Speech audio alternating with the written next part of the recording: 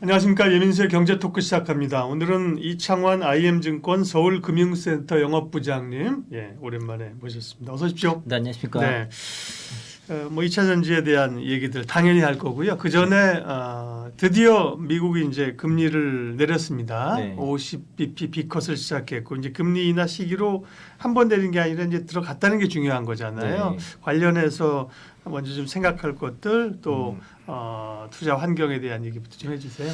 네, 오늘이 이제 9월 25일인데 네.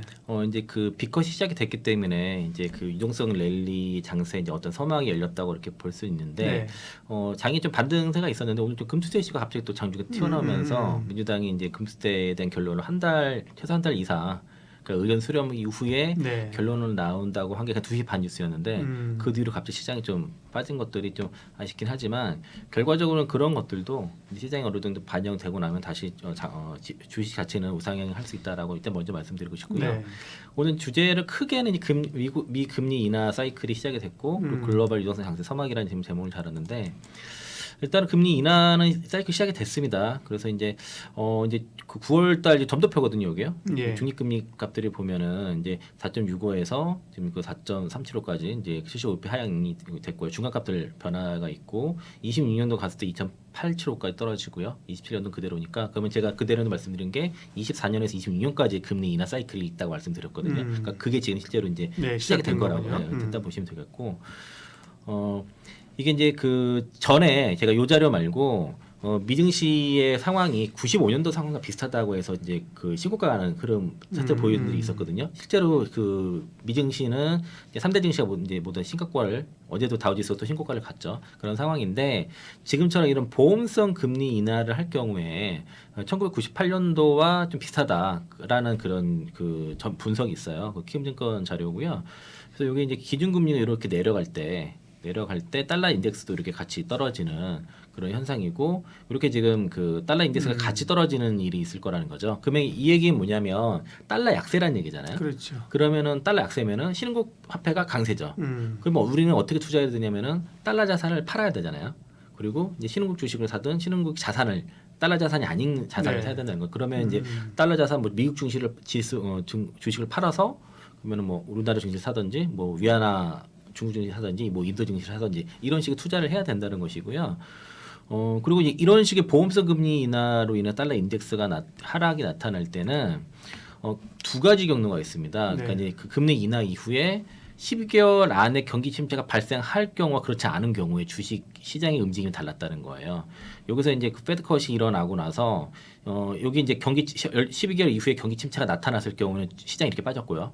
그리고 경기 침체 나타나지 않을 경우에는 이렇게 지금 올라갔다는 거죠. 과거의 경험상. 네. 근데 이번에도 침체보다는 연착륙을 기대하면서 내렸을 걸로. 네. 네. 물론 사실은 두고 봐야 돼요. 네. 이후 흐름이 어떨지 모르겠지만 지금으로서는 어쨌든 연착륙을 기대하고 그러면 이제 위쪽으로의 흐름들을 기대해 볼 수 있다는 거죠. 네. 이 차이는 점진적인 금리 인하가 가능하냐 아니면 급격하게 금리 인하로 대응을 해야 되는 차이였던 겁니다. 그렇죠. 그래서 점진적인 금리 인하가 될 경우에는 이렇게 지수도 시장도 우상향할 것이고 그렇지 않고 시장 그 경기 침체 우려에 대해서 급격하게 막 내릴 경우에는 시장도 급락이 불가피하다는 건데 천재로서는 전제에 좀 가깝다라고 좀 판단을 하는 겁니다. 요거는 이제 그 8월 27일이니까 연준 그러니까 FOMC 전이에요. 네. 전의 뉴스인데 올가 베터랑 그 여기 그 베터랑 질폰슨이 그 주식 강세장이 분명히였다고 언급을 했고요. 그 주식 시장은 그동안 없었던 훨씬 더 긍정적인 힘이 생겼다는 얘기가 그러니까 연준 역사상 긴축 기조를 유지한 채 강세장을 이어온 게 이번이 처음이라는 거예요.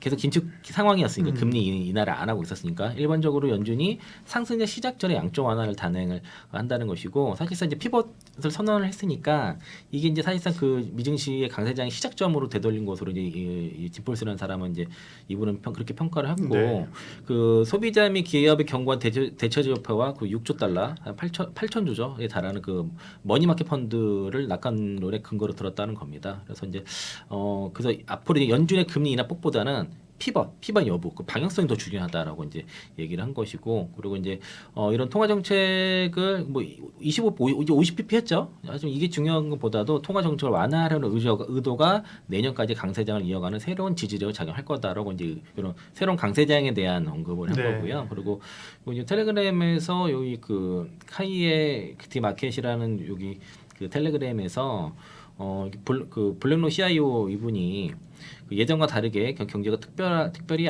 약화되지 않는 상황에서 금리 인하로의 정책 변화는 향후 경제가 약화될 경우 더욱 본격적인 금리 인하가 가능함을 시사를 한 거라서 이게 유동성 장세의 시작을 암찬다라고 이제 그렇게 의견을 줬어요. 그래서 네. 이제 앞에서 제가 이제 말씀드렸던 것과 이제 좀 뜻이 맞는 그런 내용들을 제가 가져왔고요.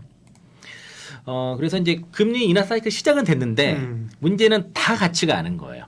글로벌 국가들이 다 같이 금리 인하로 들어가지 않았어요. 그러니까 이거 약간의 아직은 좀 각자도생 상황이고 주요 경제국들이 뭐 미국, 일본, 중국 등 각자의 처한 상황에 따라서 서로 다른 금리 정책을 좀 펴고 있는 상황이고요. 요게 지금 그 연준이 비컷을 추정하는 국가들이 이런 그 아랍 국가들이 주로 같이 추정을 하고 있고, 그리고 금리 인하를 했는데 속도 조절하는 국가들이 영국이라든가 호주, 일본, 이 유럽도 지금 마찬가지. 라는 거고, 일본은 사실은 뭐 지금은 좀 멈췄지만 사실은 인상 기조를 해방하고 있는 거고. 그렇죠. 일단은 일단 동결을 눈치 보고 좀 동결을 한 거잖아요.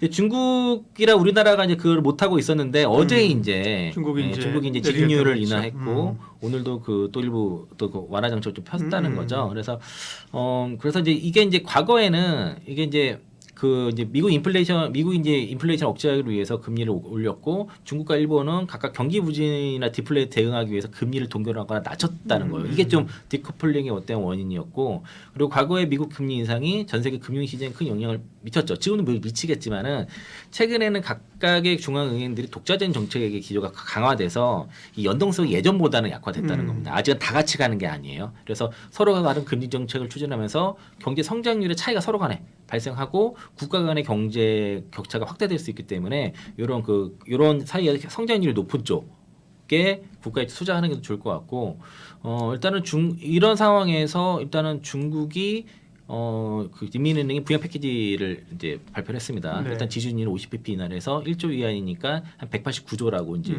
얘기를 하고 있어서 유동성 공급을 했고, 이게 이제 그 7일 이게 그 7일짜리 단기 영매포 금리도 20pp 인하를 하고, 1년 그 MLF도 이제 30pp 인하를 해서 이게 대략 한 300도 넘을걸요? 이거만 해도 유동성이.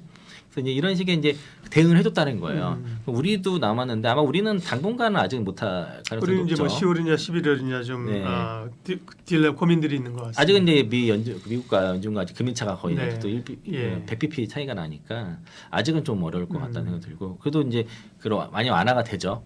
어쨌든 연준이 빨리 금리를 해준다 그러면은 간밤에 또 이제 그 소비자 컨퍼런스 지수가 또 확 안 좋게 나오다 보니까 또 50pp 된 가능성도 11월에 또 60%까지 올라간 것도 인상적이라 볼 수 있겠고요.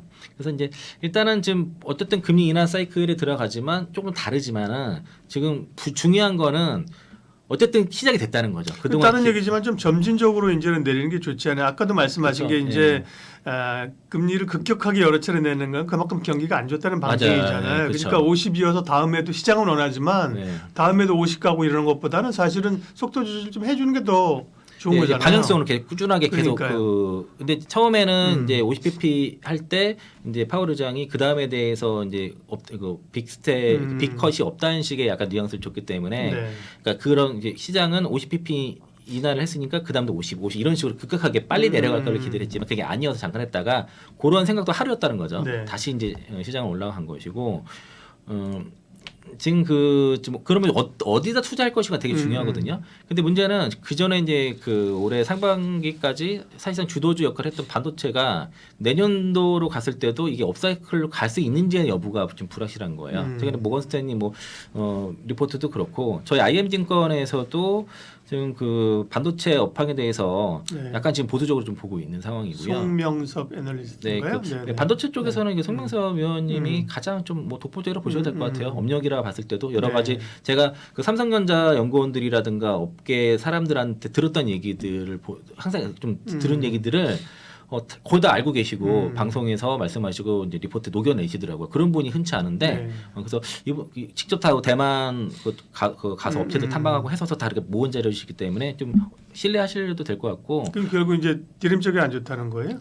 이거는? 그렇죠. 이제 네네. 그쪽도 문제가 있고 일단은 얘기 들으면은 이제 그 최근에 원가 부담에 따라서 고객들이 고정 가격에 대한 인상에 대한 저항이 3분기 때 시작이 될 것이고 네. 그리고 그래서 이제 그 전분기보다는 이제 상승폭이 디램이라든가 낸드가 좀 제한될 거라고 얘기하는 거고요. 또 이제 내년 1분기부터가 어쨌든 그 계절적인 수요 둔화가 나타나는 거고 그 본코스트라고 해가지고 이게 이제 본코스트라는 게 뭐냐면요. 이 PC 있지 않습니까? 네. 이 안에 램 그러니까 원가 비중을 말해요. 이런 네. 것들. 그럼 이제 그게 하단이 8%고 상단이 16% 정도 이런데 현재 거의 16% 거의 다 달았습니다. 보통에서 이제 원가 비중이 8% 정도가 떨어지게 되면은 PC 업체들이 프로모션 해가지고 램을 하나 더 주는 형태로 해서 더 수요를 늘리는데 이게 원가 비중이 16%가 다다르게 되면은 이제 그런 프로모션 안 하게 되는 거죠. 그럼 자연스럽게 이제 수요가 줄어드는 네. 그런 저항이 현재 왔다는 것이고 그리고 영업이익률이 50%에 다다르게 되면은 추가로 올라가는 게 한계가 있습니다. 이게 본코스트랑 영향이 있는데 지금 그 레거시 반도체 쪽의 영업이익률이 거의 50%에 다다르기 때문에 추가적으로 가격 상승이 좀 어려운 상황이 지금 일단은 좀 봉착했다고 볼 수 있겠고 그리고 일단은 그 실제 지금 현재 출하하는 양이 실제 수요보다는 더 많이 증가한 것으로 좀 보고 있습니다. 아무래도 이제 우리가 채찍 효과라고 그러잖아요. 업황이 좋다 그러면은 그다음 이제 그 엔비디아가 이제 고객사가 엔비디아한테 우리 수요가 이만큼 되니까 이만큼 달라고 하면은 엔비디아는 하이닉스랑 TSMC한테 얘기를 할 것이고 TSMC나 하이닉스는 또 그 벤더들한테 얘기를 해서 계속 이제 전달을 하는데 갑자기 어느 날 고객이 수요가 줄어가지고 엔비디아한테 우리가 그만큼에 이만큼은 필요하다 이래버리면 그런 게 오더컷이거든요. 오더컷이 일어날 수 있는 거예요. 그래서 이제 그 이유가 이제 그 소프트웨어 업체들이 결국에는 그 고객사들인데 그런 업체들이 비즈니스 모델을 잡지 못하고 캐펙스 투자에만 계속 가다 보니까 이게 이제 한계에 나타날 수 있다는 것들이 우려인 거고요. 그리고 그 중국 업체들이 지금 설비를 늘리고 있는데 이런 이제 물론 이제 하이닉스라든가 삼성전자보다도 다소 이제 성능은 떨어지지만 저가폰이라든가 그런 데는 중국 업체들 많이 들어가고 있거든요. 그게 이제 삼성전자나 SK 하이닉스에 다 있었던 것들인데 그래서 그런 것들은 또 그 장기 호황에 좀 부담을 줄 수 있고 SK 하이닉스가 삼성전자가 이래 지금 그 반도체 업황에서 그 빅사이클에 대한 근거가 HBM 쪽에 증설을 하다 보니까 상대적으로 그 디램이라든가 이런 레거시 반도체 쪽에 증설을 안 하는 거였는데 둘 업체 다 지금 그 레거시 디램 캐파 네. 증설에 대한 얘기를 하고 있습니다. 그러면은 HBM 그 증설에 따라서 그만큼의 캐파가 줄어들었기 때문에 약간 뭐 공급 부족 이런 거에 대한 내러티브가 깨지는 거예요. 그런 우려가 좀 있는 거고 그리고 그래서 이제 이게 2023년 1분기부터 반도체 업황의 상승 사이클이 시작이 됐는데 그게 이제 보통 평균이 길면 2년까지 갔거든요. 1년 6개월에 2년 갔는데 그 2년 되는 시점이 내년 1분기라는 겁니다. 그래서 이제 자칫 이제 향후에 경기가 일부 둔화되거나 고객들의 재고 축적이 완료되거나 AI 투자가 둔화가 겹칠 경우에 이런 상승 사이클 개시가 되는 2년이 지나는 내년 1분기 중에는 하락 사이클 여는 가능성이 있다는 거기 때문에 이걸 염두에 된다는 건데 다만 지금의 모습들은 이러한 그 피크아웃의 우려가 너무 빨리 선반영되는 측면이 있어 보입니다. 그러니까 좀 과한 거죠. 네. 과도하게 우리가 경험이 있다 보니까 너무 빨리 반영되는 측면이 있어요. 지금 좀 과다고 저는 판단하고 있고 그리고 OECD 경영선행 뉴스가 지금 제가 요즘 뺐는데 그 8월 때까지 상승이 나왔습니다. 100.3 정도 나와서 경기선행 지수요? 네, OECD 네. 경기선행 지수가 이게 이제 반도체 쪽에서는 이제 그 같이 동행을 해요 이게 같이 동행을 하는 지수인데 이게 이제 향후에 이제 하락이 전환이 된다면은 왜냐면 와이어의 증감률은 하락 개시된지 이게 이제 6월 기준이니까 거의 한 9개월 됐어요 하락 전환된 게 그러면 OECD 경인수도 조만간 하락 전환 된다고 하게 되면 이때는 그 사이클 꺾인 거라고 봐야 돼요. 네. OECD 경기 선행지수가 꺾이게 되 하락 전환 되게 되면은 6개월 후에 반도체 업황이 둔화가 된다는 의미이기 때문에 그걸 좀 조심해야 될 단계에 현재 왔다고 볼 수 있겠고 그리고 공교롭게도 미국 OECD 경기지수가 한국은행 사이트 가면 있거든요. 거기에 지수가 어떻게 발표되냐면은 G20 그리고 한국, 미국, 중국 이렇게가 발표가 돼요. 네. 여기 엑셀로도 있는데 미국이 7월부터 꺾였습니다. 100 밑으로 떨어지면서 그냥 하향 전환됐어요 미국이. 그러면서 그 반도체라든가 시장도 단기 고점이 이제 6월달에 좀 나왔던 측면도 있어서 네. 그렇게 되면은 OECD 경기에서는 이제 전체도 꺾일 가능성이 조만간 가능성이 있기 때문에 좀 반도체 쪽은 이런 하락 사이클의 전환 가능성에 대한 주의가 필요한데 좀 모거스는 이런 쪽에서 좀 너무 세게 과하게 좀 그 매도 리포트를 냈다라고 좀 생각이 들고 그리고 요거는 이제 빅테크 업체들 캐펙스 진출 전망인데요. 올해는 이런 캐펙스 성장률이 한 40%. 근데 내년에 11.2%, 26년도에 5.5%니까 이게 성장률의 둔화가 나타나기 시작하는 겁니다. 내년부터는. 그러니까 이제 올해보다 내년, 내후년에 성장률의 둔화가 나타나기 때문에 금리 인하 사이클에는 성장률이 높은 쪽에 투자를 해야 되는데 이게 그렇지 않다는 거죠. 그러니까 이제 사이클상 분명히 실적은 더 좋아지고 하겠지만 사이클상 지금 반도체가 좀 불리할 수 있어요. 그래서 이제 반도체보다는 최근에 이제 뭐 많이 올라갔던 뭐 바이오라든가 이제 이사전지 쪽에서의 투자가 좀 필요할 건데 우리는 오늘 제가 이사전지 얘기를 좀 하려고 왔으니까 네. 거기 집중을 한다 그러면은 일단 대중국 관세 장벽이 이제 시작이 됐습니다. 이제 이유는 지금 관세에 대해 투표를 미룬 것 같아요. 이번 달 말까지 25일 투표였다가 이달 말까지 좀 미룬 것 같고 그리고 이게 이제 중국산 고관세에 대한 특례 제한을 지금 그 재검토를 일단 하려고 하는 것 같습니다. 그리고 미국도 슈퍼 301조를 통해서 전기차 배터리 태양광 핵심 광물에 대한 관세를 이제 100%까지 최대 네. 올리고 캐나다는 바로 따라가기로 예, 했고 캐나다 따라가고 뭐 중국 철강 알루미늄도 하고 그리고 주요 광물 중국산 광물이라든가 배터리 및 부품 이런 태양광 제품 반도체도 이제 관세를 올리겠다고 예고를 하고 있는 상태고요. 네. 그 멕시코라든가 인도네시아 그러니까 이거 남미 업체들도 이런 그 중국산 철강 제품의 관세 인사하고 뭐 인도네시아도 이게 글로벌을 대상으로 한 건데 이 품목들 다 중국에서 주로 수입하는 품목들입니다. 그래서 40에서 50% 하겠다 해서 대체로 이제 그 대중국에 대한 관세 장벽이 글로벌적으로 제가 전에는 글로벌 노 차이나 존이라고 말씀드렸는데 그런 게 지금 더 강화되고 있다라고 볼 수 있겠고요. 이게 중국 업체들이 그 전기차 업체들이 대략 예전에만 해도 한 200개 넘게 있었다가 지금은 70개 정도 줄었다가 최근에도 한 50여 개 정도로 줄어든 것 같아요. 많이 줄었는데도 그래도 많습니다. 우리나라의 완성차 업체가 50개 넘다고 생각해봤으면 얼마나 끔찍합니까, 그렇죠? 네. 물론 중국은 뭐 캐파가 시장이 크긴 하지만 그렇죠. 네, 그래서 지금 중국에 워낙 보조금을 많이 쏟아붓고 해서 많이 그 전기차가 중국 전기차가 국내에서 많이 중국에서 팔고 해외로도 많이 팔리는데 문제는 BYD랑 리오토를 제외하고는 50여 개 업체들이 모두 다 손실이라는 거고요. 그러니까 뭐 그때 샤오미도 전기차 만들었다 한참 화제가 됐었잖아요. 요즘 네. 그런 얘기 별로 안 하죠. 그렇죠. 이제 R&D 비용에 대비해서 다 네. 손실이라는 거예요. 네. 그만큼 돈을 벌지 못한다는 것이고 워낙 지금 전기차 부분에 연구개발 R&D 비용 들어가고 마케팅 비용도 우리 자동차라는 게 마케팅 비용이 어마어마하거든요. 이게 맞아요. 브랜드가 네. 쌓여야 되는데 그걸 통해서 그 이후에 이제 수익 창출로 가는 시간이 걸리기 때문에 그걸 감당해야 되는데 실제로 샤오미 같은 경우도 저희 그 SU7이 그 6만 대 팔았는데 40억 위라 이제 순손실을 기록할 거라고 지금 예상을 하고 있거든요. 지난달 4월달에 회사 그 시트그룹에서 그렇게 예상을 했고 그리고 이게 이제 이런 전기차 자체가 개발을 하는데 중국 업체들이 잘했던 게 신차를 계속 개발해요. 근데 그게 어느 정도 한계 지금 오고 있다는 겁니다. 그만큼 개발비를 뽑아내야 되는데 이 엑스펑이랑 같은 경우도 신차 대략 그러면은 8월 27일에 이제 그 모낙 M03을 선보였는데 하루만 4만 대 주문 받았다 그러거든요. 근데 이것도 올해 순손실이 대략 2,400억이에요. 우리나라 돈으로. 그리고 비아드 같은 경우도 요즘 뭐 잘 팔린다고 하지 않습니까? 그런데 비아드 같은 경우에 문제가 관세가 36.3% 때리잖아요. 그럼 비아드도 안 남아요. 유럽에서 지금 마진이 안 남는 구조고 이것도 전에 한번 제가 보여드린 적이 있는데 올해 상반기 R&D 비용이 전년 동기 대비해서 41.6% 증가를 해서 이게 대략 이제 202억 위안이니까 3조 7,900억 정도 되는데 이거는 순이익보다 136억 위안 순이익 136억보다 202억이니까 초과한 거죠. 그러니까 R&D 비용 더 많이 들어가는 거예요. 그러니까 BYD조차도 지금 그 연구개발과 더 많이 들어간다라고 볼 수 있겠고, 그래서 현재 수익을 보는 전기차 업체는 리오트라 BYD 외에는 다 손실이라는 겁니다.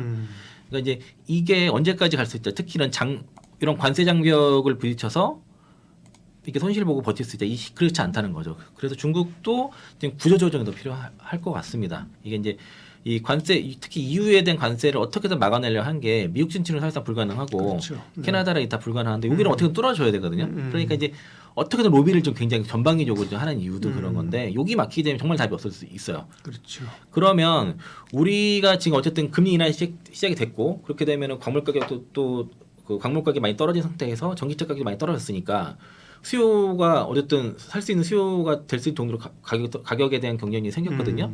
그럼 금리 인하까지 돼야 된다고 하면은 당연히 자동차 할부 금리가 떨어지니까 그렇죠. 예. 그 미국 같은 경우가 거의 다 80%가 리스라든가 자동차 할부 오토론을 통해서 구매를 하는데 그 한 오토론 평균 가격이 한 8% 정도 금리라고 하더라고요. 네. 그게 5% 정도 떨어져 있었다고 하니까 그러면은 이제 메탈 가격 하향 안정화에 의해서 전기차 가격이 떨어지고 수요를 자극하는데 금리까지 떨어지게 되면은 오히려 수요가 확대될 가능성이 상당히 높죠.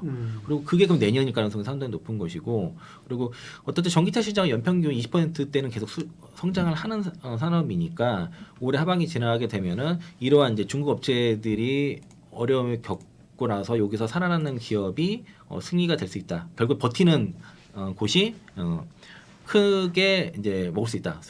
승리가 네. 될 수 있다고 볼 수 있는 거고요. 그럼 대표적으로 완성차 기업 중에서 우리는 뭐 현대기아차라든가 우리나라 이제 배터리 업체 중에서 배터리 3사 정도가 될 수 있겠죠. 이제 그렇게 보는 거고요.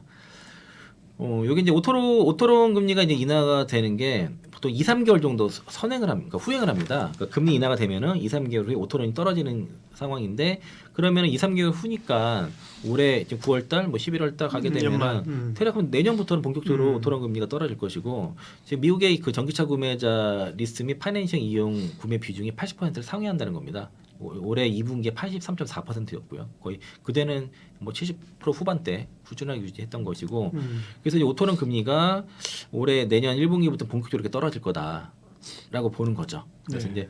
이제 이런 그 금리 인하의 사이클과 이 전기차 구매 이게 되게 중요한 이유가 있고 여기에 만약에 이렇게 가격이 떨어지고 금리 떨어졌는데 정말 살만한 차들이 가성비가 좋은 차들이 넘쳐난다 하였을 때는 그만큼 폭발력의 성장이 나타날 수 있다는 거고요. 그래서 이거 여러 차례 말씀드렸던 건데 어쨌든 올해 하반기부터 26년까지는 미국은 금리 인하 사이클에 들어간 겁니다. 이거는 부인할 수 없을 것 같고요. 이렇게 되면 당연히 미 달러 약세를 가질 것이고 그러면 대응 방법은 미국 주식을 줄여야 돼요. 그러니까 그 환차선을 보면서 주식으로 올라가봤자 환산점 봐버리면 소용없거든요. 그러니까 이게 자칫하면은 1,330원에서 이게 지금 그 조선 업종이 내년 그 환율 전망을 1,250원을 잡고 있다 그러더라고요.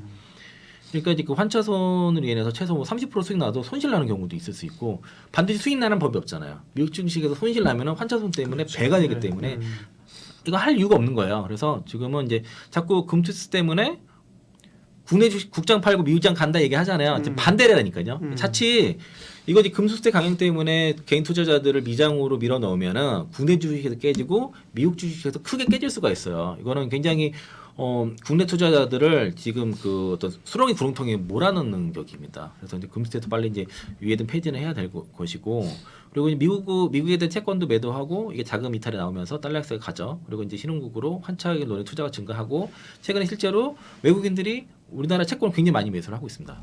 8월 달에 11조 6천억을 매수를 해가지고 올 들어 순매수 최고고 9월 달도 계속 좀 매수를 하고 채권을 매수하고 있어요. 주식은 좀 그렇지 않아도 그리고 그래서 이제 보면은 지금 위안화가 더 강세로 가고 있죠. 올해 지금 그 달러 위안이 지금 오늘 7위안이 깨졌습니다. 오늘 장중에. 그래서 이제 위안화 뭐 그리고 인도 화폐 그리고 이제 원화가 이제 강세가 될 것이고 이렇게 되면은 신흥국 쪽에서의 유동성이 증가하기 때문에 이제 그 주식 매수가 될 건데 근데 여기서 이제 금리 인하를 할 수 있는 기업들이 더 크겠죠. 그런 거고 그래서 이제 그 원화장산 우리나라 기준으로 봐서는 우리나라 투자자들은 원화장산을 늘려야 되고 달러 자산 축소를 해야 된다. 이걸 기본으로 베이스로 가져가셔야 돼요. 그러니까 뭐 국장 지금 금수 때문에 국장이 안 된다 이렇게 그럴 때는 쉬는 게 낫고요. 이대로 가시면 안 돼요. 가만히 있어도 그 환율 그러면 수수료 들어가고 또 팔고 사고 그리고 또 환차손 이것까지 크게 되면은 순식간에 20-30% 그냥 손실 난다니까요. 그러니까 이제 조심하셔야 되고 그러면 적어도 그럼 25년에서 26년도에는 금리 인하가 충분히 그 떨어진다고 하면은 요게 따른 유동 그 강세장 가능성이 있다 글로벌적으로. 네. 그리고 내년부터는 EU도 마찬가지지만 북미 시장에서 특히 전기차 가성비 좋은 값싼 전기차들, 가성비 좋은 차들이 대거 나오니까 이런 전기차 시장의 대중화 시대가 열리게 될 것이고 지금 외국인들 스탠스가 반도체 매도하고 있거든요. 특히 삼성전자 그리고 대신 이제 배터리라든가 바이오를 좀 매수하고 있습니다. 그래서 이쪽에 보면은 금리 인하 수혜가 되면서 내년 성장성이 높은 산업, 그러니까 올해보다 내년에 성장이 높은 산업 봤을 때는 크게 2차 전지라든가 바이오 쪽에서 개별 이제 재료 있는 기업들이 될 것이고요. 이제 금투세 얘기가 좀 오늘 좀 이것 때문에 갑자기 막판에 급락을 해버렸는데, 그러니까 민주당에서 금투세에 대한 결론을 한 달 최소 의견 듣고 한 달 이상 걸린다고 얘기를 한 거거든요.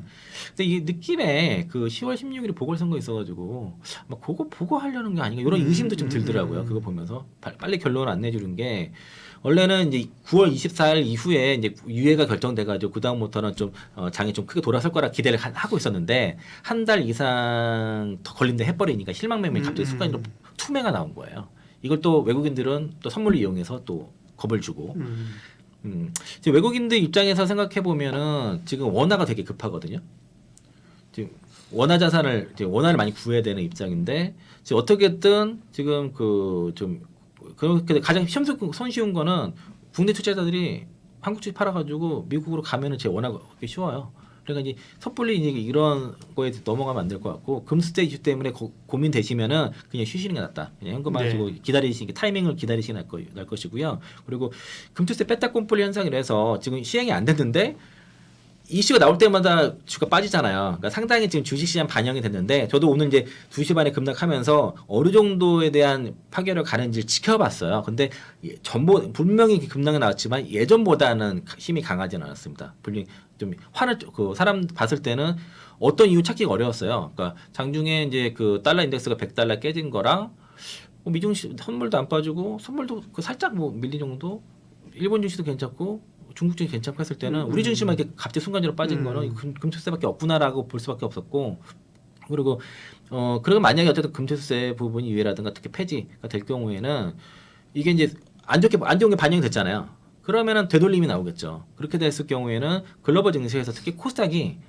차별화된 상승 가능성도 있는 겁니다. 그래서 빨리 이제 금투세 부분에 대해서는 유예라든가 폐지가 반드시 필요할 것이고, 여기에 대해서도 투자자들이 뭐 좀 많이 노력들을 하시는데 더 적극적인 대응이 필요할 것 같습니다. 네.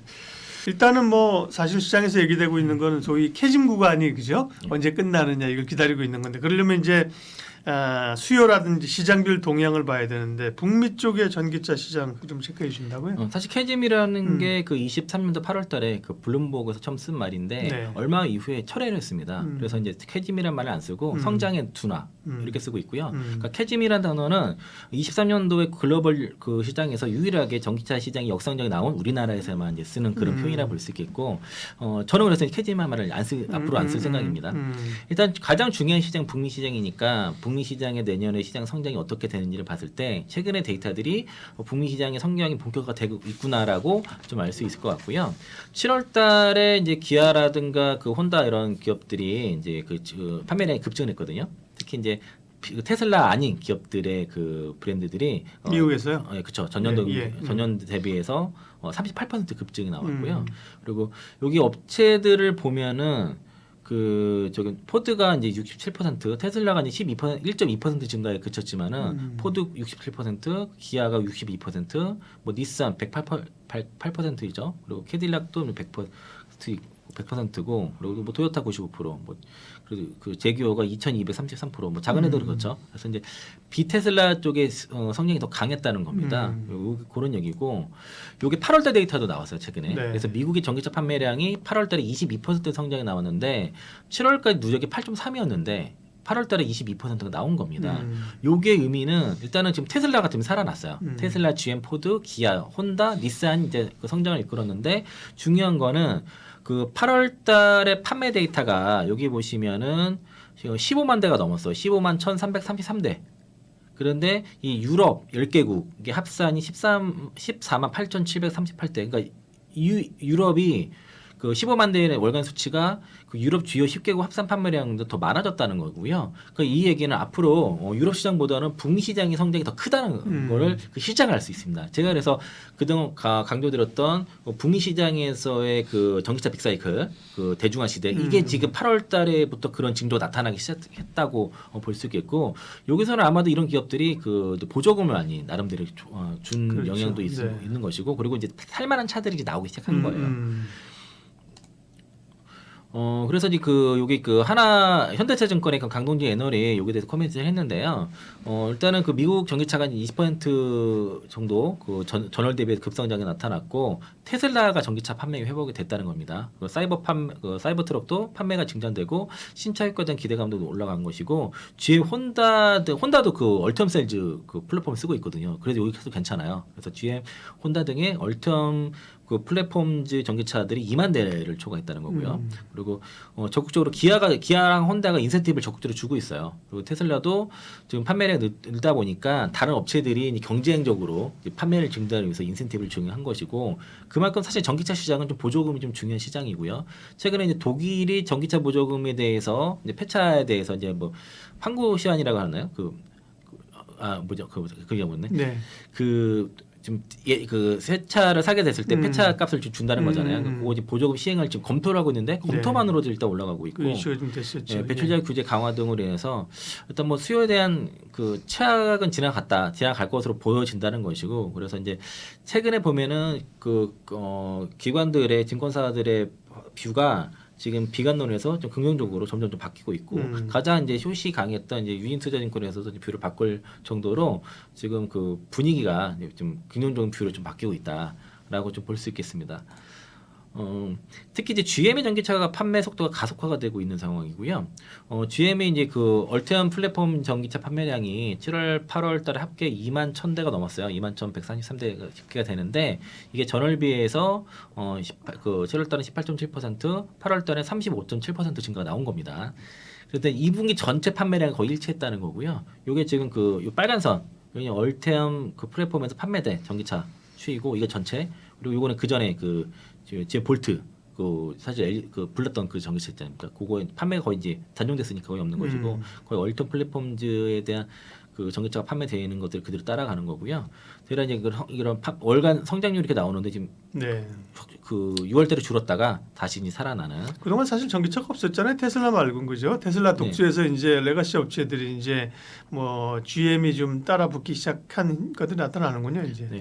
다만 아쉬운 거는 회사 가이던스보다 속도가 아직 느립니다.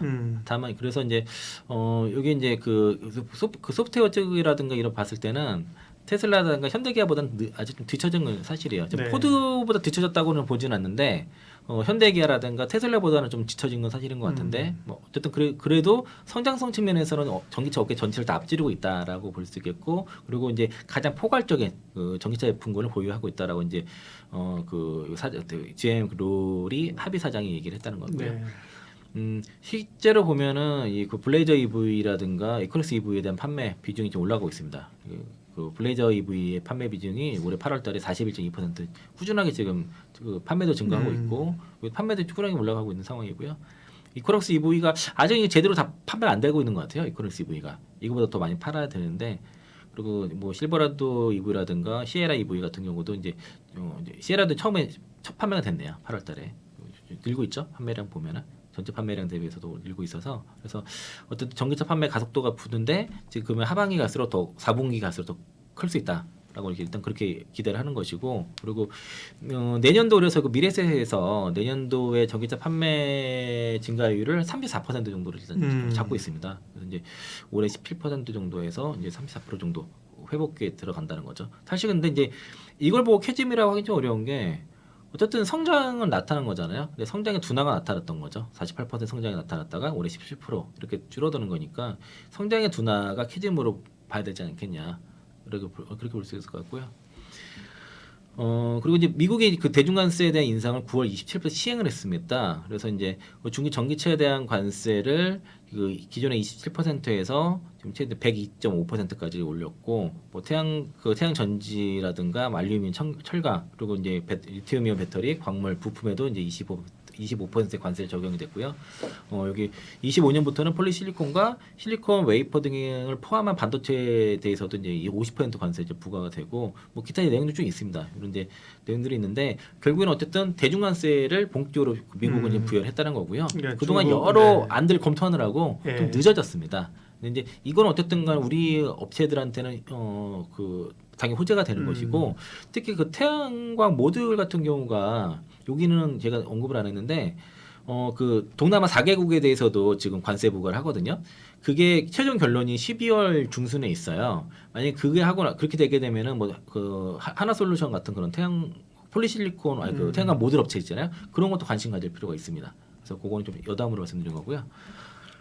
중국산 이용에 대한 그 배터리 의존법 감소법이 통과가 됐고 이게 하원에서 통과가 됐는데 여러 그 26개 법안 중에서 10개가 이제 중국을 견제하기 위한 법안이 내용이 있는데 여기 마지막에 그 외국 적대 세력 배터리 의존도 감소법이라는 게 있어요. 이게 이제 28년부터는 국토안전부에서는 특히 뭐 CATL 딱 픽스를 해놨는데 그런 외산 배터리 사용 금지가 좀 됐고요. 아예 뭐 그전에는 보조금을 안 주는 게 아니라 이제 사용 네, 못하는 쪽으로 더 강하게 맞습니다. 간다는 거군요. 네, 네. 실제 시행은 27년 10월부터입니다. 그래서 이제 국토안전부 자금을 그 중국 배터리 등에는 쓰지 못하도록 그렇게 지금 얘기를 했고 업체가 딱 CATL, 비아디, 엔비전 에너지, EVA 에너지, 고션 하이테크, 하이든 에너지 스토리지 6개가 딱 지목이 됐어요. 그러니까 CATL 거 쓰지 말라는 거고 비아디 거 쓰지 말라는 겁니다. 주로 이제 여기 들어가는 게 ESS용이 주로 많거든요. 그러니까 이제 그렇게 되면은 거의 그 중국 북미 시장에서 ESS 시장에서 이런 업체들이 거의 90% 이상 장악을 하고 있는데 이런 것들이 이제 국토안전부에서 쓰지 못하게 하고 이게 민간으로도 이어진다는 거죠. 그러면 그게 이제 그 시장이 우리 시장이 우리가 이제 LG 엔솔이 26년부터 ESS 배터리 생산을 하기로 했는데 지금 최근에 IR이 25년도 하반기로 당겨졌습니다. 그러니까 이제 ESS 시장도 우리가 네. 같이 적어도 26년부터는 전기 시장과 더불어서 같이 성장하는 큰 성장의 축이 될 것이라고 생각 들고요. 뭐 이유는 보안 때문이에요. 뭐 악성 코드 심어서 이제 그 해킹할까봐 이런 거고. 그리고 이제 미국 얘기를 계속 하는 겁니다. 그 미 행정부가 국토 펀드 설립을 추진하고 있고요. 여기에 대해서도 트럼프 전 대통령도 그 대선 공약으로 한 부분이라서 그래서 이제 미 행정부가 국펀드를 추진하게 되는데 조선이라든가 핵융합, 해킹 강물 부분에서 이제 그 중국과 러시아와 대응하기 위해서 이런 이제 국부 펀드를 지금 만들려고 하는 것이고요. 이러한 부분에 대해서 이제 그 민간에서 특히 자금 조달 어려운 부분들에 대해서는 앞으로 지원을 하겠다. 특히 핵심 광물 비축에 등에 대해서도 지원한 것도 포함될 수 있다라고 해서 아직은 구체적으로 확정되지 않았는데 이런 것들을 투자하는 건데 이거는 누가 되든 간에 진행될 거라는 겁니다. 그리고 이제 요게 이제 미국의 배터리 제조 프로젝트의 30억 달러 지원 계획에 대한 발표가 있었고요. 요거는 이것도 이제 현대차증권 텔레그램에서 가져왔는데 미국 에너지부가 14개주 25개 배터리 제조 관련 프로젝트에 30억 달러를 지원할 계획을 발표를 했고요. 중국에 의존하고 있는 배터리 공급망을 미국에 구축해서 첨단 배터리와 배터리 제조의 생산을 늘리는 것을 목적으로 하고 있습니다. 이거 사실 그러면 이거 거의 우리나라 K배터리 업체들이 대부분 맡게 될 가능성이 높겠죠. 미국 업체는 없으니까. 그리고 특히 이제 배터리에 사용되는 핵심 광물의 가공 그리고 배터리와 부품 제조 제왕 등이 대상이 돼서 이런 선정된 프로젝트는 지원 전에 협상과 환경 검토를 완료를 해야 돼서 12,000명의 대량 고용 창출 효과가 있다고 기대를 하고 있는 것이고 이제 그래서 14개 주에서 이제 이런 것들을 이제 계획을 잡고 있는 상황이라고 보시면 되겠고요. 또 이제 미 상원에서도 또 중국 업체들 관세 회피 금지 법안을 또 발의를 했습니다. 여기 이제 아까 여기 중국 업체들이 멕시코라든가 베트남, 말레이시아 등에서 생산 공장을 세워가지고 이런 관세를 회피하는 방법이 있었는데 그걸 막겠다는 거고요. 트럼프가 멕시코에다 공장 세우면 관세 100% 200% 때리겠다 하는 거랑 일맥상통한다고 볼 수 있겠고요. 네, 지금 전방위적으로 중국을 견제하고 있다, 그죠? 그렇죠. 배터리 네. 쪽 어쨌든 관세가 낮은 쪽에서의 생산 거점을 옮겨가지고 관세를 피하려는 그런 거를 미국이 이제 막으려고 한다는 겁니다. 또 차량용 소프트웨어 얘기도 있었어요. 네, 이겁니다. 그래서 네. 커넥티카의 중국산 소프트웨어, 하드웨어 사용 금지, 둘 다 사용 금지를 하게 돼서 소프트웨어는 27년 모델부터 하드웨어는 29년과 2030년 모델부터 이제 발효되도록 제한할 계획이고요. 이거 다 전면 금지시키게 되면은 결국에는 이것도 필요한 거예요, 사실은 이것도.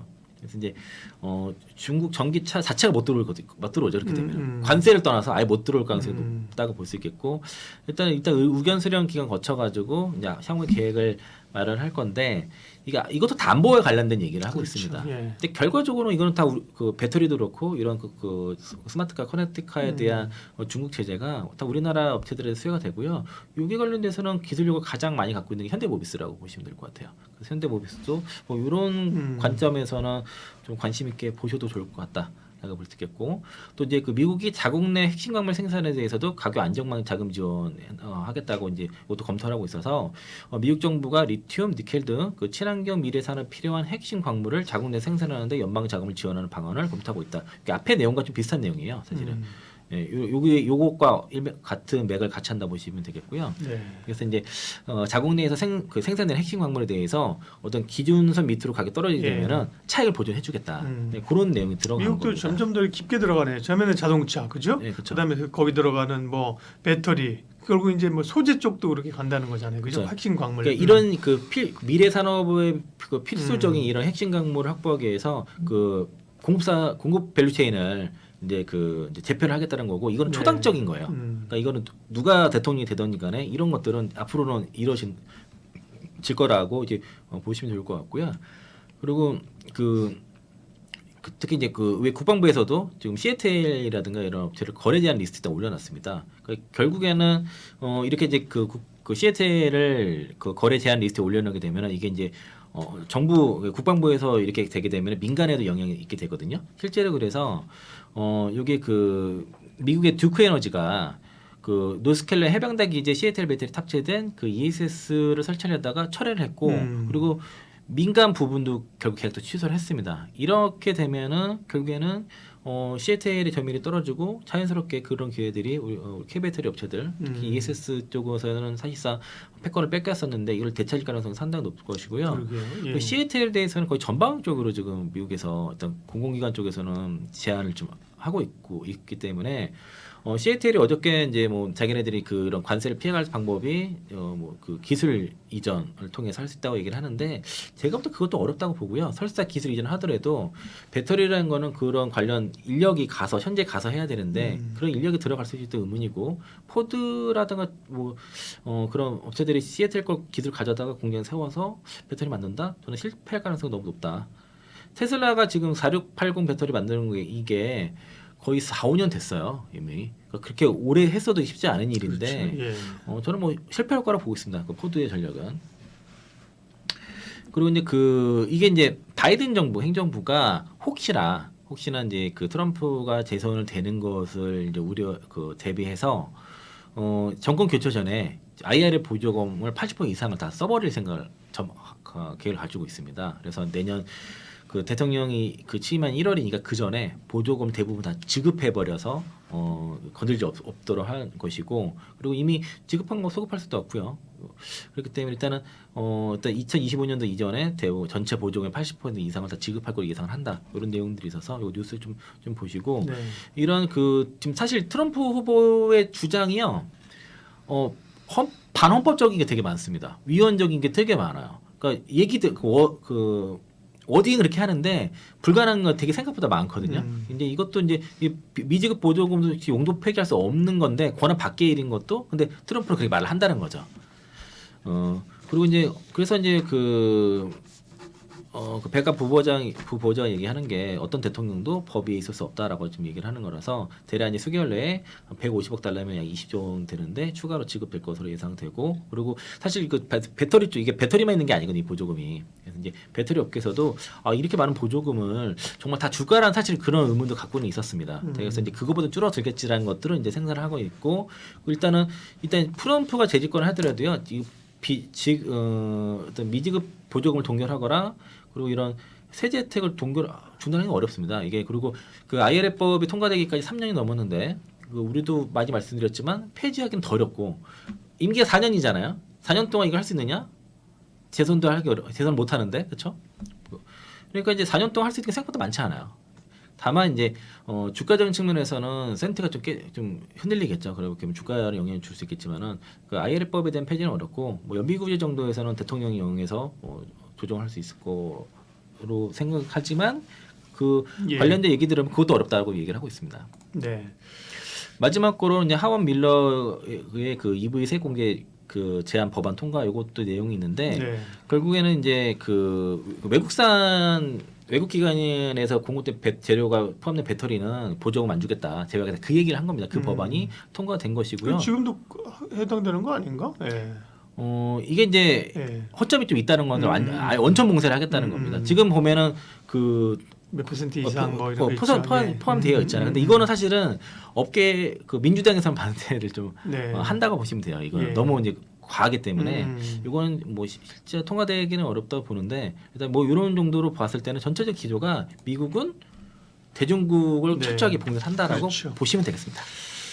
전기차 시장 동향들 유럽 시장 얘기를 하도록 하겠습니다. 중국은 사실 중국 내에서 시장은 자기들이 어쨌든 간에 뭐 먹고 있는 거고요. 그죠? 미국은 이제 북미는 사실은 막혔고 네, 점점 더 쪼여가는 거고. 사실 유럽이 이제 관건이란 말이에요. 그죠? 그렇죠. 중국도 뚫으려고 하고 있고 우호적이지 않지만 미국처럼 막은 건 아니고. 그죠? 근데 유럽도 이제 한 개 국가가 아니잖아요. 네, EU가 이제 여러 국가가 있으니까 의사결정이 이렇게 확 미국처럼 가지는 못하는 것 같아요. 유럽 상황 좀 볼게요. 예, 그러니까 그 특히 LG 에너솔루션의 실적 부진의 이유가 유럽 시장에 있었던 거거든요. 네. 그러니까 이제 저가 그 중국의 저가 전기차들이 많이 침투하다 보니까 유럽 그 공장의 가동률이 뭐 40%대까지 떨어지면서 실적들이 좀 문제 생겼던 것이고 네. 실적 부진의 이유, 결정적인 이유는 미국보다도 유럽이 제일 큽니다. 그래서 유럽 시장이 어떻게 되는지에 따라서 앞으로 이제 실적 회복의 가능성 그 속도가 좀 좌우가 될 건데 최근에 이제 그 모건 스탠리 자료에서도 지금 그 EU 쪽에 대한 그 배터리 특히 이제 EU 쪽에 대한 그 내년도 그 가동률 그 국내 배터리 업체들 가동률 올라가는 것들에 대한 긍정적 뷰가 나왔기 시작했고요. 네. 전에 이 얘기를 했었는데 EU의 전기차 지원 자체가 전기차로만 나온 게 아니에요, 애초에. 이게 이제 그 EU가 환경 전체인 거죠? Fit for 55라고 해가지고 이게 EU 그 내용이 이게 2030년도까지 그 EU의 온실가스 배출량이 그러니까 99년도 배출량의 55%까지 줄이겠다는 그런 뜻으로 만든 법안이거든요. 거기에 뭐 친환경 에너지 소유라, 운송, 산업 수소, 탄소 국경세, 사회 충등 해가지고 많이 들어간 거고 우리가 계속 얘기하는 이 운송 부분에 있는 겁니다. 여기 보면은 이제 2035년까지 내연기관차 판매 금지 내용 여기 있고요. 그리고 2050년까지 운송 분야 탄소 배출국 90% 저감 목표. 그리고 이제 그리고 2030년 그 신환경 차량 누적 판매량 그 3천만 대 목표이고 2050년까지 이거 했고요. 그리고 2050년까지 1,630만 대 전기차 충전소 설치 이런 내용들이 이 운송 분야에 들어간 거예요. 그러니까 이 분야만 있는데 이것만 뭔가 뭐 그 되돌리겠다 어렵다는 거죠. 이런 거 안 하기가. 이게 큰 틀에서 같이 그 정책이 나온 거기 때문에 전체를 손을 봐야 되는데 사실 보수 뭐 우파 정당이 다수당이 돼가지고 이런 걸 되돌린다 그 쉽지 않다라고 보시면 되겠고요. 불가능한 일이에요. 그리고 이제 특히 이제 그 핵심 원자재법 여기 좀 최종 승인이 됐습니다. EU 국가들이 그 니켈과 그 리튬 같은 그 전기차 배터리 등이 필요한 핵심 원자재의 제3국 의존도를 낮추는 것을 골자로 한 게 바로 이거 CRMA법 2023년도 1월 달부터 언급이 됐던 게 그건데 이게 최종 승인이 됐는데 다만 강제성은 없어요. 목표치에 대한. 다만 이걸 통해서 앞으로 법이 시행이 되게 되면은 관련된 인프라가 확대된다거나 되거나 그 자원 지원 등 후속 조치가 진행될 것으로 지금 보는 거고요. 핵심 내용을 보면은 이제 워낙 이제 특정 국가의 그 의존도가 높다 보니까 2030년까지 이런 의존도를 낮추겠다는 것이고 그리고 이제 친환경 및 그 디지털 전환의 그 중요한 그 광물의 이제 EU 전체 수요량의 최소 10% 이상을 EU에 대해서 채굴을 하라는 거고 40% 이상을 가공을 하고 25% 이상을 재활용을 하라는 겁니다. 이게 처음에는 15%였어요. 근데 이게 10% 올라간 거고요. 그리고 이제 개별 그 전략 원자재가 있고 핵심 원자재가 있는데 이게 그 개별 전략 원자재의 모든 가공 단계에서 단일 국가 수입량을 이제 최대 65%까지 그러니까 중국과 65% 최대 65% 제한을 한다는 것이고요. 34개 그 핵심 원자재라 그리고 17개 그 전략 원자재가 있는데 여기에 이제 알루미늄이 추가된 것이고 일단은 이런 EU 내 가공 목표를 50%로 이제 상향 조정까지 돼 가지고 그러니까 전체적으로 봤을 때는 이게 이런 자원에 대해서 EU에서 채굴을 하고 가공도 하고 그리고 재활용도 여기서 해라라는 규정이 들어갔다 보시면 되겠고요. 요거랑 묶어서 EU 배터리법이 이제 2월 18일부터 이제 그 시행이 됐는데 요게 이제 그 배터리 여권 이런 게 들어가는 거예요. 그래서 이제 생산 소비 전 과정에서 발생하는 온실가스 총량을 의미하는 탄소 발자국 신고화가 의무화되고 폐배터리를 수거하고 공급망 실사 의무화도 적용이 돼가지고 이런 EU 배터리법에는 이런 이제 탄소 발자국 측정, 재활용 그 원료 사용 의무화, 폐배터리 회수 목적 설정, 배터리의 정과정 정보 데이터라 이게 배터리 여건이라고 얘기하는데 이게 이제 핵심이라고 보시면 되겠고 제일 중요한 거는 그러니까 이제 결국엔 배터리 생산부터 폐배터리까지 또 배터리 생애 추적한다는 거죠. 예, 중에서 예. 포괄적인 규제가 담겼다고 보시면 되겠고요. 재활용 업체는 또 회수 조건이 있어요. 이게 2027년까지 뭐 코발트 90, 뭐 구리 90, 납 90, 리튬 50, 니켈 90 이런 식으로 2030년대에는 이제 리튬 80%까지 올라가게 되죠. 이런 식의 회수율이 있고 우리도 또 딴 얘기지만 우리도 옛날에 보면 디젤 차 있을 때 뭐 유로 5, 유로 6 막 유로에서 기준들을 많이 정했잖아요. 그죠? 그것도 환경 규제를 맞춰야 되는 거잖아요. 국내 업체들이 그때 그 사실 단계 올라갈 때마다 애 먹고 그랬거든요. 근데 그런 어쨌든 환경에 대한 규제들은 EU가 이제 계속적으로 추진을 하는 것 같아요. 그렇죠. 예, 예. 근데 중요한 거는 이렇게 지금 그 재활용 기준도 올라가지만은 이 배터리 원료 재활용 기준도 강화됩니다. 그러니까 배터리 만들게 되면은 재활용 최소 재활용 그렇죠. 비율을 기본적으로 코발트 하도록. 16%, 납 85, 리튬 6, 니켈 6. 2036년에는 코발트 26%까지 올라가고요. 리튬 12%, 니켈 15% 가기 때문에 이렇게 되면은 LF 배터리가 설 자리가 없어요. 이런 경우에는 사실 그래서 이제 뭐 물론 이제 지금 그 중국 전기차들의 BYD 빼고는 대부분 이제 NCM이 들어가는 건 사실인데 LFP가 그 LFP는 그게 들어간 게 재활용이 아니에요. 안 되나요? 가치가 별로 없죠. 일단 들어간 게 인산 처리잖아요. 리튬 인산 처리면 리튬은 좀 가공하겠지만 인산은 그 재활용하는 것보다 그냥 사는 게 더 싸고 철은 널렸기 때문에 재활용 가치가 없어요. 그러니까 광물이 비싸야 이걸 재활용 가치가 있는데 리튬 빼고는 굳이 이게 정부에서 어떤 정말 환경을 위해서 하지 않는 이상 남지 않는 장사거든요. 그러니까 업체 그 기업들이 할 이유가 없다는 것이죠. 그럼 결국에는 땅에 파묻는데 중국 업체를 파먹고 있으니까 환경 오염이 더 극심하게 되기 때문에 EU에서는 허용되지 않을 가능성이 높다고 볼 수 있겠고요. 그래서 이제 3원계 배터리 위주로 이루어질 거기 때문에 우리 업체들한테 K 배터리도 유리하다 볼 수 있겠고, 요거는 제가 이제 간단하게 요약을 드리면 그러니까 그 EU가 내년도에 그 기후 목표를 충족하기 위해서 지금 그 EU 판매량의 그 전기차 판매가 가속화될 거라고 보는 겁니다. 그러니까 그렇지 않으면은 벌금을 물기 때문에 자칫 그게 너무 크게 되면은 회사 도산할 수도 있는 거니 문제라서 전기차 판매가 늘 것이고 또 25,000 유로의 그 전기차가 지금 7개가 새로운 모델이 나오거든요. 이것도 이제 이따 그림으로 설명드리는 게 나을 것 같아요. 그래서 이제 그런 것들도 있고 그리고 이제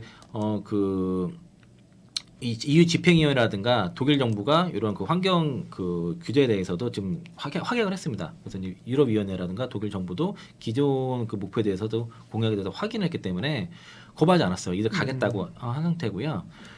여기 보시면은 요 빨간색으로 그 표시된 게 그 25,000 유로 미만의 그 전기차입니다. 그래서 이제 기존에 나왔던 차들이 있고 이게 새로 나온 차들이에요. 이게 이렇게 많다는 거죠.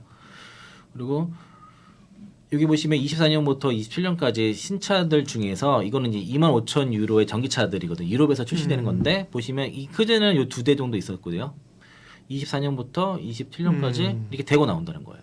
가격이 이제 인하된 차들이 많이 나온다는 거죠. 그렇죠. 그렇죠? 그러니까 네. 미국과 마찬가지로 유럽도 결국엔 금리 인하 사이클 들어간단 말이죠. 언젠가는. 그랬을 때 이런 식의 가성비 좋은 그 저렴한 전기차들이 나왔을 경우에는 그만큼 판매도 늘어난다는 것이고, 그러니까 이런 차들이 유럽의 판매의 전기차 4분의 1을 차지할 것이다라고 좀 전망을 하는 겁니다. 그러니까 지금 여건은 갖춰져 있어요. 그러니까 이런 것들이 이제 최근에 이게 다 24, 25, 26년도 나온 게 5년 전에 설계를 한 거라서 그럽니다. 이때 준비를 했기 때문에 지금 나오는 거예요.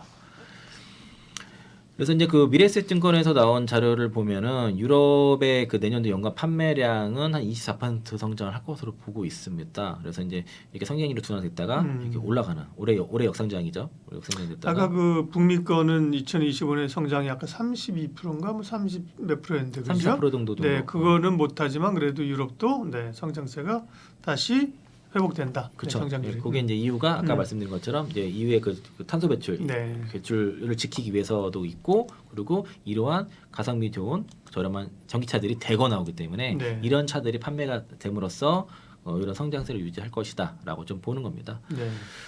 그리고 이제 25일 날 이제 중국 전기차 관세에 대해서 인상 여부를 최종 투표를 하기로 했는데, 조금 더 밀린다고요? 네, 이게 지금 이달 말까지 밀릴 것 같습니다. 그 이유가 여기 그 중국 전기차 업체들이 판매가 하한선을 제한했는데 이거를 거절했었거든요. 공개 거절했다가 네. 이거를 다시 이제 그가 유럽 내에서 그 판매가 가격 하한선과 판매 수량 상한선을 정해달라고 요청을 좀 일부 비아디, 지리 상해작했어요. 이런 업체들이 관세가 높아서 그러는데 여기에 대해서 거부를 했다가 일단 좀 로비가 좀 먹혔는지 일단 재검토를 하기로 했습니다. 그래서 이제 그런 것도 포함해서 일단 투표가 이달 말까지 미뤄졌다라고 그렇게 생각하시면 될 것 같고요. 네. 요거는 이제 뉴스가 6월달에 나왔던 뉴스인데 처음에 이제 그 EU에서 이제 중국 전기차에서 관세를 물린다고 했을 때 이렇게 될 경우에는 뭐 그 EU의 중국 전기 수출량이 4분의 1 수준으로 감소할 수 있다라는 그런 이제 전망도 있어서 지금 중국이 어떻게든 관세를 좀 피하려고 하는 이유가 다 있는 겁니다. 그러니까 지금 비아디조차도 가장 원가 경영이 좋은 비아디도 그 관세를 맞고서는 마진이 남지 않습니다. 딜러에게 마진 주고 했을 때 다 손해가 나기 때문에 뭐 반드시 피해야 될 것이고요. 그리고 7월달에 비아디 등의 그 중국 전기차 유럽 그 판매가 45% 급감했는데 이거는 9월 10월달 봐야 될 것 같아요. 왜냐하면 6월달에 관세를 앞두고서 좀 밀어내기 좀 많이 했거든요. 6월달에 워낙 많이 판매가 됐기 때문에 7월달에 좀 줄어든 거라서 이거는 9월달, 10월달 를 보고 나서 이게 추세적인 건지 아닌지는 그때 좀 판단을 해야 되겠지만 그러니까 이게 이제 만약에 이제 추세적인 거라고 보면은 관세 영향이 있다고 보시면 좋을 것 같습니다. 그리고 이제 그 스텔란티스가 그 유럽 시장, EU 시장에서는 두 번째로 큰 전기차 업체인데 그 ACEA라고 해서 유럽 자동차 제조업체 협회거든요. 여기서 그 네온 그 탄소 배출 규제에 대해서 막 연기하려고 막 지금 로비를 하고 있어요. 그런데 스텔란티스는 이거 탈퇴를 했습니다. 그래서 이제 그 이후에 그런 그 배출가스 기준을 연기하려는 이런 문제에 대해서 스텔란티스는 반대를 하고 있습니다. 두 번. 그래서 지금 스텔란티스 나름의 이제 전기차 시대 준비를 좀 하려고 좀 하고 있기 때문에 그래서 아마 이게 배출가스 규정의 연기가 쉽지는 않을 거로 좀 보고 있어요. 네. 이런 움직임도 있다라고 인식하시면 될 것 같고요. 결국에는 결론적으로 보면은 미국 시장만 올라가서 미국 시장 중요하지만 유럽 시장이 살아난다고 하면 더 넓이 좋거든요. 그리고 EU 시장에 우리나라 이제 배터리라든가 뭐 전기차 그리고 이제 그 소재 업체들이 공장들이 많이 있는 상황에서 중국에 대한 그 대중 그 관세라든가 그리고 이제 이런 환경에 이런 우리나라 업체들한테 K배터리 유리한 환경 규제가 다 이루어진다고 하면은 그런 상태에서 이제 전기차 판매에 대한 여건들이 이렇게 마련해진다. 그럴 때는 우리한테 너무나 좋은 거죠. 그래서 이제 미국뿐만 아니라 유럽 시장에 대한 판매 회복도 우리가 기대해 볼 수 있겠구나 생각해 볼 수 있겠습니다. 유럽의 전기차 시장 이슈들 봤는데요. 원론적인 거지만 미국은 사실 중국하고 이제 패권 경쟁을 하고 있는 거잖아요. 아까 말씀하신 안보적 차원에서도 들어올 수 없도록 완전히 거의 사실은 문을 이제 걸어 잠그는 건데 유럽은 사실은 뭐 중국하고 뭐 그렇게 적대적 관계는 아니거든요. 그러면 어떻게 보면 가격이 싸면 쓸 수 있을 것 같은데 유럽도 이렇게 중국에 대해서 좀 규제를 높이는 근본적인 그런 원인은 어디 있는 걸까요? 좀 근본적인 원인은 환경에 있다고 볼 수 있겠고요. 그러니까 이제 그 사실은 이제 그 중국 업체들이 유럽에 공장을 짓는다고 했을 때 그러면은 이제 거기서 투자도 하고 또 현지 인력도 고용해야 되는데 실제적으로는 그동안 했던 이들이 현지 인력보다도 중국 사람들 데려다 쓰고 이런 식이 있었고 환경 규제도 잘 안 지키고 이런 측면도 있었고요. 또 하나가 그 유럽 같은 경우에는 이제 그 대부분의 완성차 기업들이 이 전기차 시대에 준비가 제대로 안 되다 보니까 중국에 상당히 의존하는 상황이 되버렸어요. 그러니까 자국 업체들이 쓸 수 있는 그 전에는 그 내연기관차 시대에서는 기술력이 월등히 높았기 때문에 유로 5, 6 이런 걸 규제를 통해서 다른 해외 업체들이 들어오는 걸 규제를 막았었는데 전기차로 가게 되 보니까 막상 해보니까 안 되는 거예요. 벤츠 같은 경우도 지금 사실상 2018년도부터 중국 업체들이 지분 장악을 하면서 사실 중국 껍데기만 벤츠고 알맹이는 중국 거가 대상이 오래됐고 소재도 뭐 노스보트 같은 경우도 사실 잘 안 들어가고 네, 그쪽 그리고 이제 그나마 좀 빠른 게 이제 그 BMW 그 M EV 플랫폼인가 그 정도인데 그것도 지금 노예 클래스가 향후에 나온다고 했을 때 경우도 그러네요.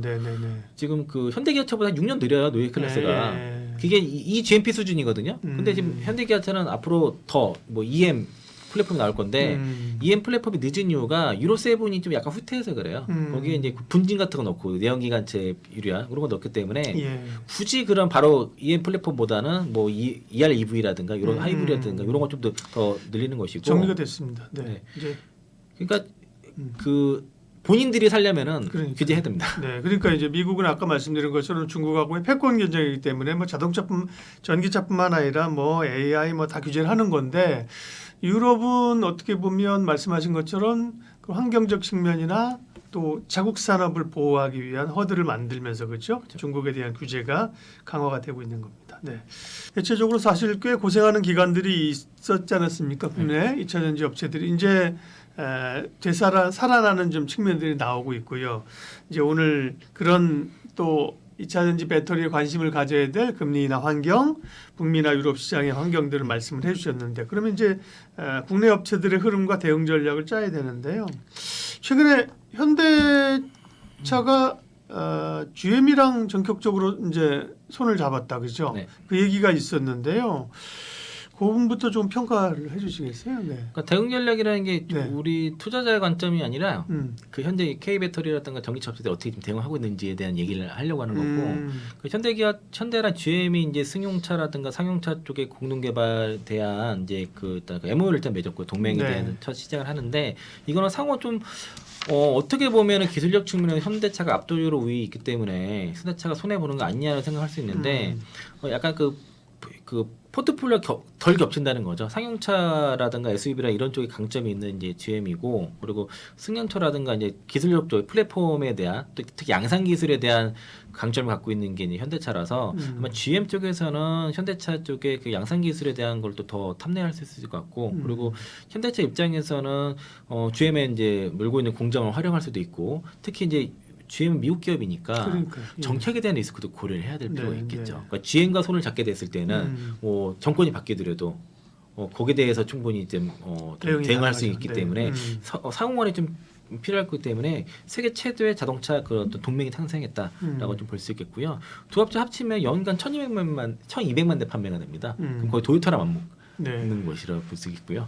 도요타 거의 1,200만 대 정도 글로벌 판매하고 있으니까 그래서 이제 다양한 일을 할 수 있을 것 같습니다. 이제 여기서부터 이제 그 상용뿐만 아니라 내연기관이라든가 친환경 에너지, 뭐 전기 수소 관련된 거에 대해서 이제 공동 개발 생산한다는 것이고 얼템센즈 플랫폼이 좋긴 한데 이 양산 속도가 느린 것 같아요. 그래서 이런 노하우를 좀 GM 입장에서는 현대차를 통해서 많이 받을 수 있을 것 같고 그리고 이번에 그 ST1 나왔지 않습니까?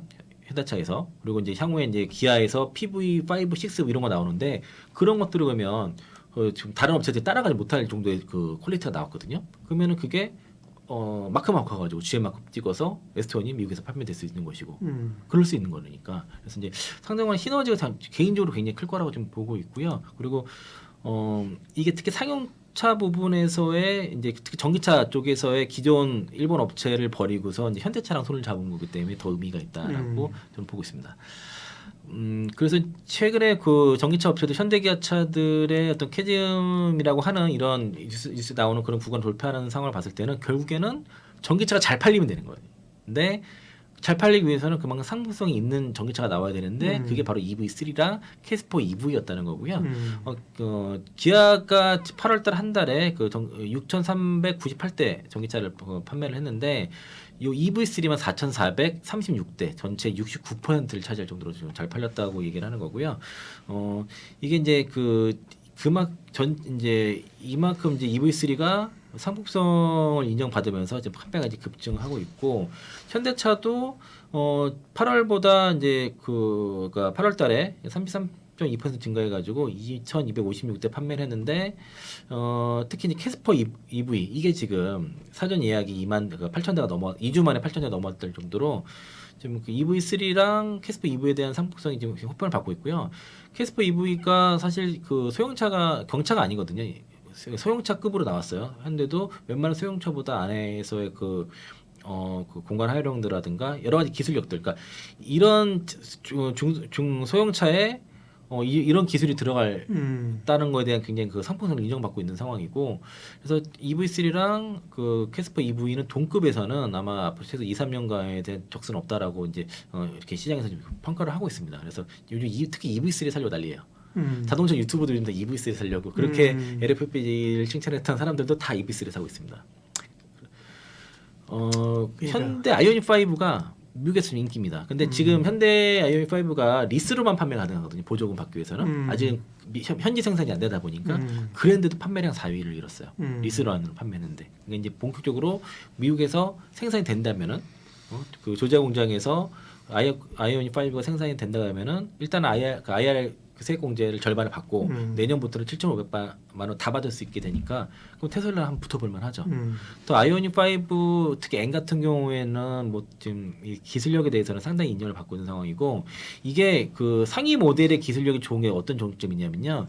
결국 하위 모델을 내려와요. 그렇죠. 현대는 한번 쓰면은 전 모델 다 쓰는 성향이 있기 때문에 굉장히 의미가 있다고 보시면 되겠고 미국 법인에서 그 오프로드 모델도 지금 그 출시를 공개를 좀 한 상태라서 일단은 조지아주 그 전기차 전용 공장에 완공이 되고 10월부터 본격적으로 현지 생산이 된다 그러면은 지금 보조금 받게 되니까 이제 판매도 급증한다는 것이고 리스만으로도 이렇게 팔렸을 때 현지 생산은 더 크다는 겁니다. 그래서 이제 특히 이제 그 미국 시장 점유율이 10.2%로 해서 지금 2위에 올랐습니다. 포드 제쳤어요. 근데 현대 테슬라를 얼마큼 따라가느냐를 보게. 그러게요. 사실 보조금 못 받는데 이렇게 하는 건 사실은 상당히 굉장한 잘한 겁니다. 거죠. 그죠? 게다가 이제 아까 말씀드린 그런 네. 그 상용차들 있지 않습니까?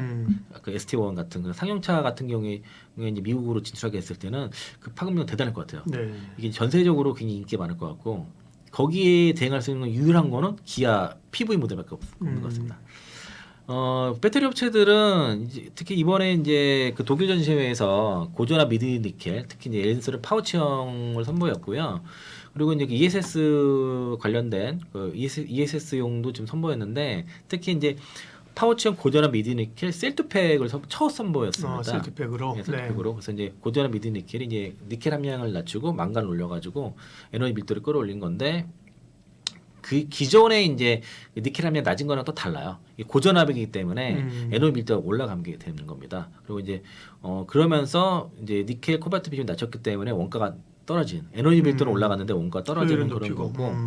그리고 이제 셀트팩을 통해서 어쨌든 무게라든가 비용을 더 절감을 했다는 거고요. 그리고 이제 이게 타지 않도록 폭발하지 않도록 그만큼 설계를 했다는 거예요. 이게 그 관련 특허를 갖고 있고 수명이 더 늘어납니다. 이 만든 게. 그래서 이제 보통 LFP 기준으로도 한 2,000회 정도 많으면 3,000회 정도 충만이 되는데 이건 5,000회에 가능할 거고요. 그리고 이제 주행 거리도 최대 600km까지 가능한 그 배터리를 만들었다고 볼 수 있겠고, 요게 이제 그 안에 화재가 발생하더라도 그 열이나 가스를 배출을 빠르게 배출할 수 있도록 하는 그런 기술도 들어갔다고 볼 수 있겠고요. 또 이제 특히 ESS 시장에서 이게 보면은 그 기존에는 이제 셀 위주로 판매가 됐다고 하면은 네. 그렇게 아예 플랫 솔루션 위주 전체 솔루션 위주로 지금 판매가 된다고 보시면 좋을 것 같고, 그러니까 완제품 판매 자체가 다른 거 그전과 다른 거예요. 그래서 지금은 보면은 이제 특히 이제 ESS 시장이 미증시에서 지금 그 북미 시장에서 급성장을 하고 있습니다. 내년 올해도 한 60% 넘게 성장이 예상되고. 그리고 이제 에너지가 필요하거든요, 전력이. 네. 특히 이제 그 AI 산업 그러니까요. 발달을 위해서 네. 이제 그만큼 전력 수요가 급증하면서 네. 그러다 보니까 또 이제 신재생 에너지의 사용이 급증하고 있거든요. 그러면 그걸 담으려면 ESS가 많이 필요한 거죠. 그래서 이제 기존에는 그렇죠. 셀 판매 예. 대신에 ESS 시대 전체를 지금 고객한테 판매 형태로 BES 모델 자체가 바뀌었다는 것이고, 원래 26년부터 양산 예정이었는데 25년부터 미국에서 양산하는 계획을 밝혔습니다. 그러니까 이게 기존 공장에서 생산하겠다는 겁니다. 그래서 더 빨라졌다는 거예요. ESS에 대한 성장에 대한 기대감이 우리가 더 빨라질 수 있을 것이다. 사실 엔솔의 반등의 이유 중에 하나이기도 합니다. 이 부분이요. 그리고 25년부터 LFP 부분에 대한 ESS에 대한 실적 다시 성장이 나타난다는 것이고, SK온도 그 고전압 미드니켈에 대한 개발이 막바지에 있는 상황이라서 일단 고객들한테는 샘플 제공하고 차세대 모델 어디에다가 탑재가 될 건지 이런 것들 협의 중이라고 하는 거고요. 여기는 단결적이 들어가게 됩니다. 그래서 그 SK온 같은 경우도. 그리고 일단은 지금 이제 그 단결적이 들어가야지 고전압 미드니켈이 가능해요. 사실 그렇게 생각하시면 되겠고요. 이제 SK온이 되게 중요한데 왜 그러냐면 SK온이 지금 흑자가 언제 나느냐 되게 그러니까요. 중요한 되게 부분이잖아요. 관건이죠. 네. 그래서 이제 그 현대차와의 그 합작 법인의 그 SK 배터리 아메리카 그러니까 SK 그 미국 법인에서 현대차 그러니까 조제 공장에서 10월 달부터 현대차 아이오닉 5부터 이게 출시가 됐을 때 거기에 들어간 배터리를 이제 미국 법인이 생산을 하게 되니까 이렇게 되면은 좀 그동안 포드의 그 부진 때문에 그 공장 가동률이 지금 50%대까지 떨어졌는데 이걸 올릴 수 있지 않겠냐라고 보는 겁니다. 사실은 작년만 해도 공장 가동률이 거의 90% 육박을 하고 수요도 잡히면서 흑자 전원이 머지 않았거나 봤는데 포드가 갑자기 오더컷들을 하게 되면서 가동률이 급감을 하게 됐어요. 그러면서 SK온의 흑자 전원이 미뤄지게 됐는데 이게 돌아가게 된다고 하면은 흑자 전환 가능성도 있다라고 좀 보는 것 같고요. 일단 조지아 2공장엔 11.7GW시고 이게 돌아가는 겁니다. 이게 돌아가는 것이고 이와 별도로 현대차와 내년 하반기 가동을 목표로 해서 조지아 합작 공장이 35GW시도 건설 중이에요. 그럼 이게 다 돈다고 했을 경우에는 현대차가 잘 나가게 되면 가장 큰 수혜는 SK온이 특히 북미에서는 SK온이라고 좀 보시면 되겠고 그러면은 관련 밸류 체인도 좋겠죠. 뭐 양국제에서 에코프로비움이라든가 뭐 포스코퓨체 그리고 뭐 동방금 SKC라든가 롯데에너지 머티리얼 이런 업체들 당연히 좋겠죠. 그래서 그런 것도 좀 관련된 밸류 체인 업체들도 좀 기대가 될 수 있겠고 특히 현대차가 이제 그 북미 시장에서 앞으로 이제 그 아이오닉 5랑 그리고 이제 아이오닉 9도 다 생산하게 돼 있거든요. 여기 배터리가 많이 들어가요. 탑재가 높고 특히 이제 SK온의 주력 고객사인 그 포드라든가 현대차, 기아가 최근에 점유율이 꾸준하게 상승하고 있습니다. 포드도 사실 점유율은 올라가고 있어요. 근데 계획했던 것보다 안 나와서 그런 거죠. 그러니까 이제 이만큼 100을 계획을 했는데 그만큼 그 수요가 있을 거라 얘기했는데 성장은 분명히 좋은데 만약 60, 70밖에 못 하게 되면은 그만큼 이제 예상보다는 못 하게 되는 거니까. 그럼 캐파를 그렇게 잡아놨는데 그 가동률이 떨어질 수밖에 없는 거고요. 포드 대신에 이제 어쨌든 현대기아 특히 현대차가 이걸 메워줄 거라서 볼 수 있겠고 SDI 같은 경우도 특히 이제 그 ESS 배터리도 좀 지금 출시를 했고 특히 LFP 배터리 밀도를 올리니까 LFP 배터리도 출시를 한 상태고요. 특히 이제 여기 관련 수주를 받아가지고 최근에 1조 정도 받았다고 하니까요. 그래서 이제 일단 그걸 통해서 지금 그 여러 고객사들과 유럽 쪽에서 잘하잖아요, 그죠? 유럽에 공장이 있으니까 그런데 그러니까, 지금 미국에서도 지금 ESS 쪽 수주를 좀 받았기 때문에 이제 그를 레퍼런스를 통해서 지금 수주를 더 늘리려고 하고 있고 그 전구체 배터리도 가장 빠르고 사르파이 배터리도 개발을 하고 있어서 이 부분도 일단 기술 쪽에서도 지금 SK 그 삼성 SDI도 이제는 실적도 잘 선방하고 있고 나름 아쉬운 거는 내년도에 그 북미에서 AMPC 받는 게 5조 정도 되는데 그 절반 이상이 엔솔이 받게 되고 나머지를 SK온이 받게 되고 SDI는 한 1,000억이 안 돼, 한 700억 정도 예상이 돼서 그게 좀 아쉬운 게 있죠. 그래서 이제 제가 이제 투자 쪽에서 탑픽을 보지 않는 것도 AMPC 수요가 좀 약해요 내년도에. 그래서 이제 그 세일 쪽에서는 LG 에너솔루션 정도만 보셔도 충분할 것 같고요. 그리고 내년도 그러니까 올해의 ESS 시장은 그 한 61% 성장이 나타나는 건데 예전 같은 경우에는 그러니까 4년 전만 해도 전기 시장 대비해서 ESS 시장이 15분의 1에 불과했는데 올해 기준으로 6분의 1까지 올라간다는 거죠. 갈수록 그 ESS 시장에 대한 중요성이 커진다는 것이고요. 그리고 이제 올해 특히 성장률이 61% 증가할 것으로 예상하는데 전기차는 21%니까 이게 성장률이 되는 압도적으로 큰 거죠. 그렇죠. 그게 앞으로 중요한 것이고 또 우리나라 기업들이 미국 투자를 특히 ESS 쪽 관련돼서 늘리고 있다는 거라서 아까 이제 예전에는 그 전에 제가 말씀드릴 때는 26년도부터 본격화될 걸 말씀드렸는데 엔솔 기준으로 좀 빨라졌다. 25년도 하반기부터는 25년도부터 실적이 나오니까 여기 관련해서 이제는 ESS 관련돼서도 그러면 아까 중국을 다 견제를 하고 중국계 사용이 금지가 되면은 점유율이 90%가 넘으니까요. 그러면 그 시장을 다시 뺏어온다 그러면은 전기차 못지않은 성장을 가질 수 있는 거죠. 그게 이제 시점이 아까 우리가 처음부터 계속 얘기했던 이제 24년에서 26년도 금리나 사이클과 또 이제 가성비 좋은 전기차가 되고 나오는 25년도, 26년도 이 사이클과 또 그 ESS 시장 성장이 같이 맞물리기 때문에 그러니까 내년과 25년, 26년까지 봐야 된다고 말씀드린 이유도 그런 거고. 근데 다만 이제 약간의 변화는 뭐냐면 이제 그 한 1년 정도 지나다 보니까 전기차의 성장이 좀 둔화되는 건 사실이고 대체적으로 계획들이 한 1년 정도 미뤄지는 건 맞아요. 그래서 그 전에는 25년까지는 무조건 들고 가자고 투자를 하자고 말씀드렸는데 이게 1년 정도는 더 뒤로 더 가져갈 생각을 하셔야 될 것 같습니다. 그래서 적어도 26년까지는 투자를 이어가셔야 게 좋을 것 같다라고 좀 추가 보충 설명을 드리고요. 그리고 제가 이제 오늘 뭐 쭉 말씀드리면서 뭐 종목에 대한 이런 얘기를 하나 딱히 드리지는 않았는데 일단은 지금은 뭐 자꾸 뭐 어디가 좋다고 대부분 종목 주식으로 갖고 계실 거잖아요. 그러니까 함부로 포트에 이동하지 마시고 그냥 뭐 대형주면 대형주, 중소형주, 중소형주 그냥 일단 가져가세요. 또 충분히 올라오고 나서 거기서 다시 이제 상승 여력을 따져봐가지고 네. 그때 이제 포트 압축이라 교체하셔도 되니까 지금은 어느 종목 2차 전지 관련된 어느 종목 갖고 있더라도 잡주만 아니면 다 그냥 보유해야 될 구간이다라고 말씀드리겠습니다. 네. 전기차 배터리에 관련돼서 대응 전략이었는데 기업 측면만 얘기하시면 사실 조금 어떻게 하란 말이냐 섭섭한 바가 있었는데 마지막에 이제 투자자들은 어떻게 해야 되는지를 전략을 마무리를 해주셨습니다. 오늘 경제토크 IM증권 서울금융센터 이창환 영업부장님 함께했습니다. 고맙습니다. 네, 고맙습니다.